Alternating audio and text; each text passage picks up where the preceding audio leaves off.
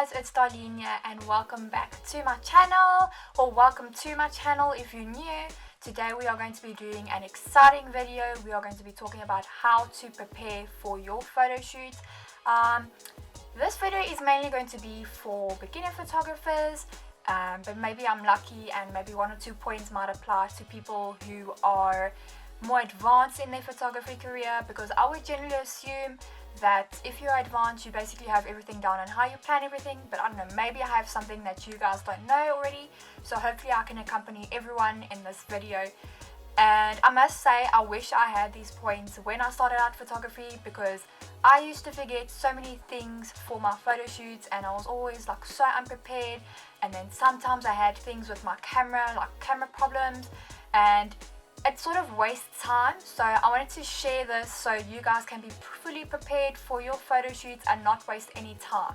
So without further ado, let's get into the video. So the first tip is to choose your equipment. Now, the day before your photo shoot, you want to choose the equipment that you are going to need for the specific type of shoot that you are going to do tomorrow. So what I generally do is, okay, I think tomorrow I'm doing a shoot where it's going to be in a low light sort of area, so I'm going to need my lenses that work in low light situations and generally any other equipment that works in low light. Now, you don't want to pack all your equipment because it's going to be heavy and you're just going to be uncomfortable on the day of the shoot. So rather pack the equipment that you are going to need. So tip number 2 is to clear your memory cards. Now, you want to make sure you clear your memory cards so you have enough space for your photos and your videos, especially your videos, because your videos can take up a lot of space.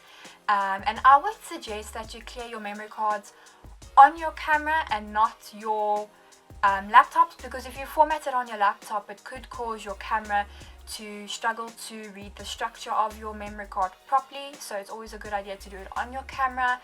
And then also another thing that I do personally is I always make sure I have 2 to 3 memory cards, because you never know, your one memory card could run out of space if your shoot goes well and you just find so many spots to take photos. I know, like some photo shoots, it's very unlikely to run out of space on your memory card, but it's just always a good idea to have extra memory cards, because I know usually with weddings or whatever it's more likely to happen, but just have that backup anyway. So my third tip is to charge your batteries, and this may seem like a very obvious point, but I wanted to mention it anyway because I wanted to further elaborate on how I go about doing it. Now, you want to charge your batteries the day before your shoot, and let me just further elaborate, the day before your shoot and not the night and then you wake up the next morning and then pack the batteries in your bag. Reason for this is because you are more likely to forget in the morning, or if you're not a morning person like me, I'm more likely to forget to pack them in my bag on the morning of the shoot. So I would rather charge my batteries during the day and then pack it in my bag as soon as they are done charging. So that's just a tip for me, and I hope you guys agree with it, because it's just a very good thing to do. And also, you don't want to charge your batteries overnight, because it's not a good thing to charge it overnight, because then you don't know when your batteries are done charging, and you don't want to leave your batteries charging when it's done charging, because it's not good for it, if that kind of makes sense. But yeah, and then also another thing of the batteries, you do want to invest in getting 2 more batteries.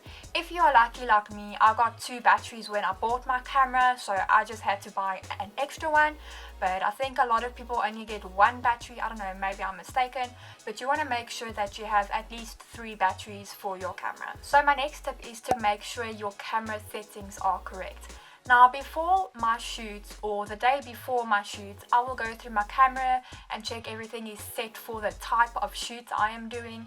So maybe the previous shoots I did were sort of in a low light situation and I had my ISO at like 500, 600 or whatever it was, and my next photo shoot is going to be a shoot during the day, so then I want to change my ISO to 100, and that's just a good tip to keep as well, because it also saves a bit of time on your next shoot or on the day of the shoot, because otherwise you're going to be sitting there with your client and let me just fix this quickly, and and it can be a bit frustrating for the client. So make sure you don't waste time and you just sort your camera out and all the settings on the day before your shoot. So my next tip is quite a short tip and fairly simple, which is to clean up. And basically what I mean by this point is you want to clean up your lenses back to front, you want to clean up your camera, because at the end of the day you want your stuff to be clean, because you have a chance of capturing dust particles on your photos if you do not.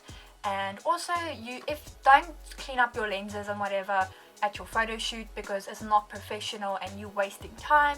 So do it before your shoot. So my next tip is location, and this is a very good tip to have.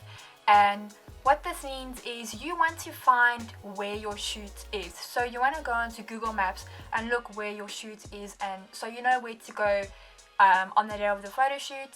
Another cool thing to have is download an app where it can sort of show you what roads have traffic or not, and this is just going to help you save time on the day of your photo shoot so you're not late. And also, if you can, if your location is sort of close to where you live, another cool thing to do is to actually go to that location. So on the day of the photo shoot, okay, I'm gonna just go there, and you're there on time. But not only that, if you travel to your location the day before the shoot, you can actually browse around and look at different spots of where to take photos, and this is just gonna help you with your photo shoots. Obviously, if it's at someone's house, like if you're doing it like a backyard sort of shoot, then obviously you can't. But if you're doing it at a location, then this is a good tip to have. So my next tip is going to be a little bit silly, I guess, but I do this myself and I find that it helps. But this tip is called plan your outfit. Now, what I like to do is the day before my photo shoot, I'll go look in my cupboard and take out clothes that I want to wear on the day of my photo shoot, and this just saves me like 2 seconds in the morning. So I will go get my breakfast and then I'll just get dressed immediately without having to go to my cupboard and look for what to wear and try to decide, okay, nah, I don't want to wear this, oh no, I want to wear that, if you're a girl, you understand. Okay, so you want to do that on the day before your photo shoot, so that's just going to help you with a bit of time saving. So my next tip is to find inspiration. Now, you want to go on YouTube or you go on Google and you look for photos that are going to be similar to the photos that you are doing on your photo shoot, and you can look for ideas and take screen grabs of it. And just a note, do not copy the photo exactly to what the photo you found on YouTube or Google, because that's not creative. That's not your own work then. You're just copying someone else. So you can use it based on sort of maybe you like the way the hand is placed, or sort of like the colors they used in the shoot, but don't copy them exactly the same. Okay, so the next tip I have for you is to share your inspiration. So once you have the screen grabs of different photos that you like, you want to share it with your clients so they can sort of understand the look and the mood that you are going for. Or you can even ask your clients to send you photos of sort of the mood and look they're going for and what they want to incorporate into the photo shoot tomorrow.